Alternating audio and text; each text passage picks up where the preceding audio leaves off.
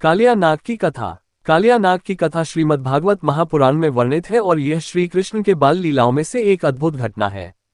कथा के अनुसार वृंदावन में यमुना नदी के जल में एक शक्तिशाली और विषैले नाग का वास था, जिसे कालिया नाग कहते थे।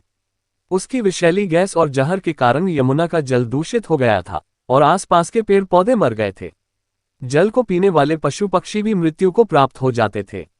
एक दिन गोप बालकों और गायों ने उस विषैले जल को पी लिया, जिससे वे बेहोश होकर गिर पड़े।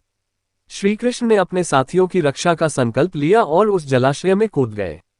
जल में हलचल मचने लगी और कालिया नाग अपनी विशाल काया लेकर प्रकट हुआ। उसने श्रीकृष्ण को अपने फनों से जकड़ने का प्रयास किया। श्रीकृष्ण ने अपनी अलौकिक शक्ति से स्वयं को छुड़ाया और कालिया नाग से भिड़ गए। उनकी शक्ति के सामने कालिया नाग कमजोर पड़ गया। श्रीकृष्ण ने उसके फनों पर चढ़कर नृत्य करना प्रारंभ किया। भगवान के चरणों की चोट से नाग के फन घायल हो गए और वह अचेत होने लगा। कालिया नाग की नागपत्नियां श्रीकृष्ण से प्रार्थना करने लगी कि वे उनके पति को क्षमा कर दें।